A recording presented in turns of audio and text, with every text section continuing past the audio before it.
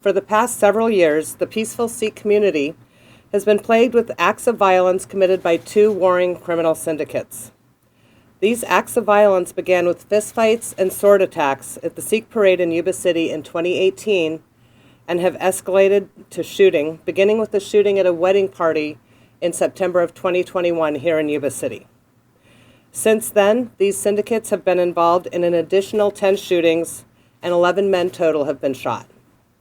These shootings include the 5 men shot outside the Sikh temple in Stockton in August of 2022, as well as the 2 men shot at the Sacramento Sikh parade on March 26th of this year. The initial acts of violence led to the investigation of the criminal syndicates by the Yuba City Narcotics and Gang Enforcement Task Force, known as Net 5, and the investigation became known as Operation Broken Sword, based on one of the sword attacks in 2018, in which the suspect's attack was so violent that the sword broke. Yesterday, Sunday, April 16, 2023, with the help of the Department of Justice, the FBI, the DEA, Homeland Security Investigations, CHP Special Operations Unit, and local law enforcement agencies from each jurisdiction, as well as the district attorney's offices in Sutter, San Joaquin, Sacramento, and Yolo counties, along with their district attorney investigators, 20 search warrants were served. The results of these search warrants were 17 arrests, 5 outstanding arrest warrants, and overall during the investigation, 41 firearms were seized.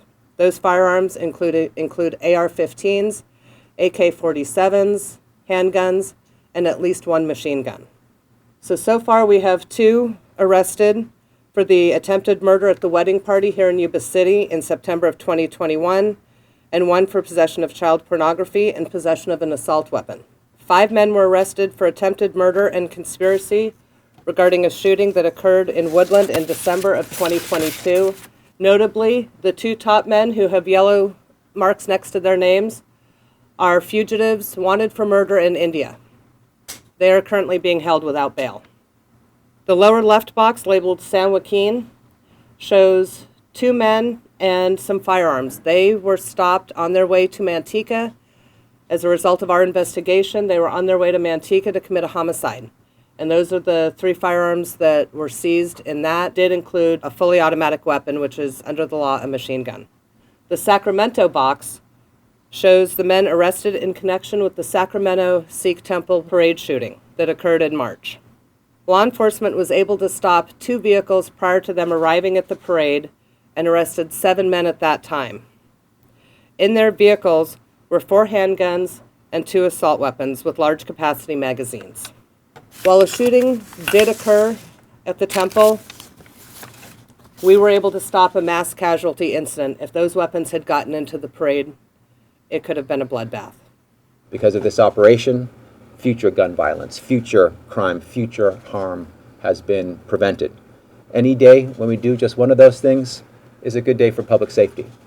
Today, doing all those things is an extraordinary day. So we're not going to take our foot off the gas. We're going to keep pushing. You will see more operations like this. There will be more takedowns. There will be more guns removed from dangerous individuals. There will be more communities kept safe. We won't stop until every child in Sutter County and across the state can grow up in a safe home, a safe school, a safe temple, and a safe neighborhood without the fear of gang violence, mass shootings, and murder hanging over their heads. Across this region, we have been ravaged by gun violence. As the people that have spoken before me have spoken about the repeated gun and gang violence, it is through operations and collaboration like this that we have been able to combat gun violence, and we will continue to do so.